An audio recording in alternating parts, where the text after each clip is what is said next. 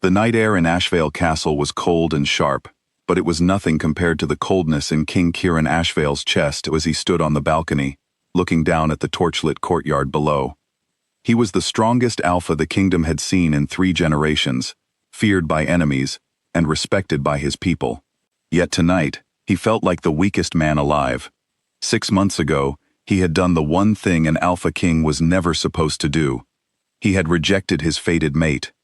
Her name was Wren Calloway, a quiet Omega healer from a small village near the eastern border.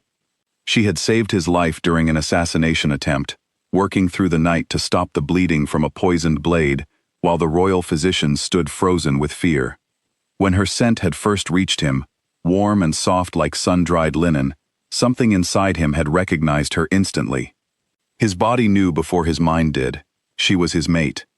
But Kieran was a king first, and kings were not permitted the luxury of following their hearts.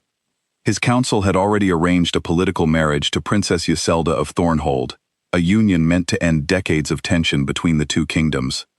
War had been creeping toward Ashvale's borders for years, and his advisors warned him that refusing the princess would mean bloodshed, famine, and the deaths of thousands of his people. So Kieran had made a choice he believed was noble. He gathered his court, and in front of nobles, guards, and servants, he rejected Wren. He told her, in a voice he forced to sound steady, that whatever bond existed between them meant nothing next to his duty to the crown. He told her to leave the palace and never return. He remembered the way her eyes had widened, not with anger, but with a quiet, breaking sadness that was somehow worse than tears. She had not screamed or begged. She had simply nodded once, turned, and walked out of the hall with her back straight, as if she refused to let anyone see her fall apart. That image had haunted him every night since. And Omega's rejection was not a small thing.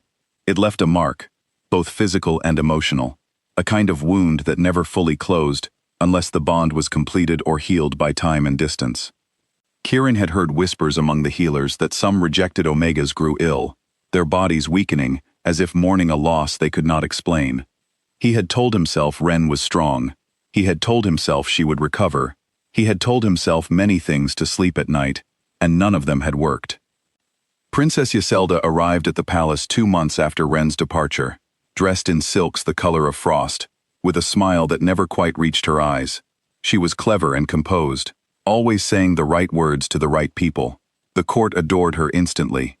Kieran tried to convince himself he could grow to care for her, that duty and affection were not always opposites. But something about Yselda unsettled him.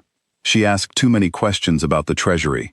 She spent long hours in private meetings with visiting merchants and foreign dignitaries, meetings she never fully explained.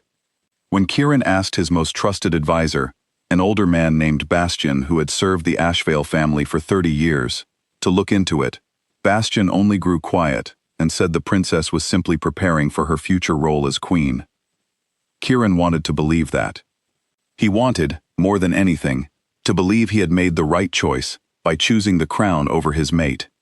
But every night, an ache settled deep in his chest, a hollow feeling that no amount of royal duty could fill. It was the bond, still alive, still calling for the woman he had cast away. Then, one evening in early spring, a rider arrived at the palace gates, exhausted and covered in road dust. He came from the eastern villages, sent by the local healer who had taken Wren in after she left the capital. The message he carried was short, but it struck Kieran like a blow to the ribs. Wren Calloway was gravely ill. She had been growing weaker for weeks, refusing to send word to the palace, insisting she did not want to trouble the king. The village healer, worried she would not survive much longer without proper care, had finally sent the rider against Wren's wishes. Kieran did not remember making the decision to leave. One moment he was standing in the throne room, and the next he was already halfway to the stables, calling for his fastest horse. Bastian tried to stop him, reminding him of his responsibilities, of Yselda, of the council meeting scheduled for the next morning. Kieran did not listen. For the first time in 6 months, his instincts as an alpha overpowered every careful, calculated decision he had trained himself to make as a king. The ride to the eastern village took 2 days instead of the usual 4, as Kieran pushed himself and his horse through the night without rest. When he finally arrived, dust-covered and hollow-eyed, the village healer led him to a small stone cottage at the edge of town. Inside, Ren lay on a narrow bed, pale and thinner than he remembered, her dark hair spread across the pillow. For a moment, seeing her like that, so fragile and still, Kieran felt something inside him crack open completely.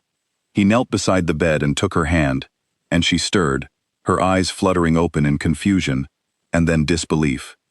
"You should not be here," she whispered, her voice weak but steady. "I could not stay away," Kieran said. "I have tried, and I cannot."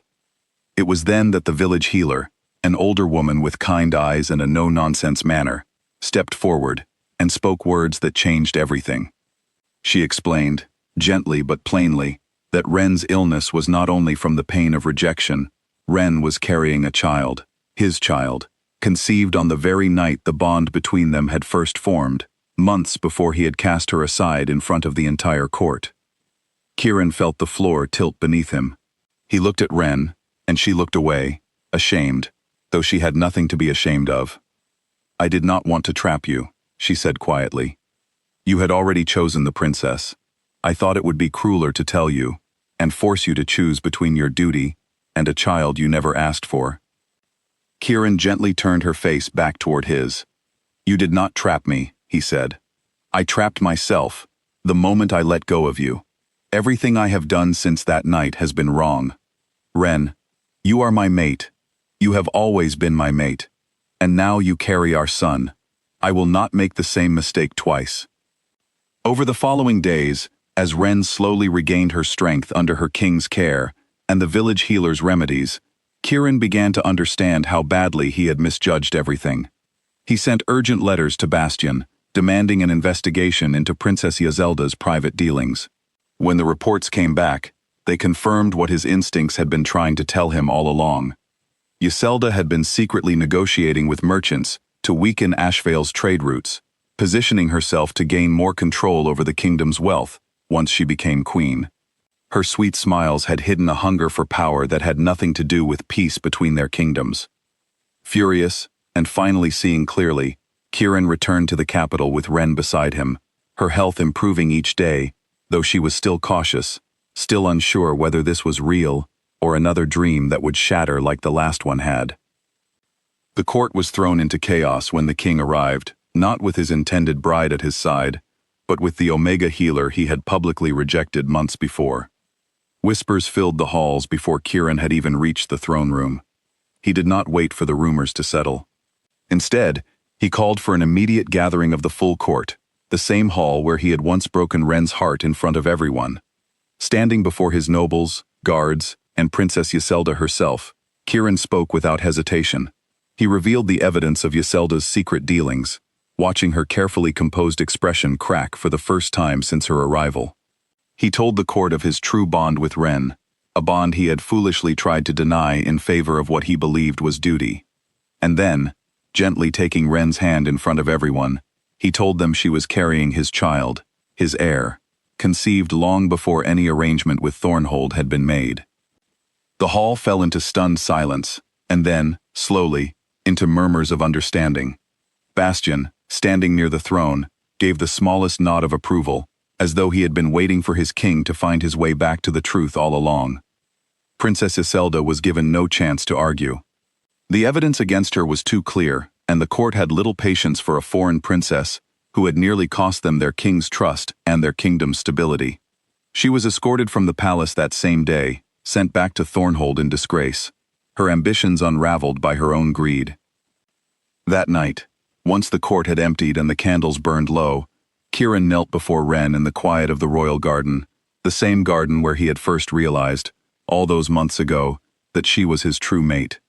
He apologized for every moment of doubt, every night he had let duty silence his heart, every tear his foolish choice had caused her to shed alone in that small village cottage.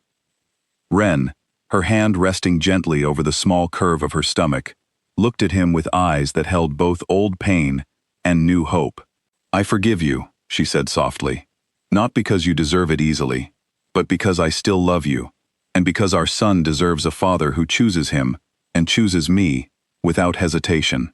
Kieran promised her, there under the stars, that he would spend the rest of his life proving he had truly changed.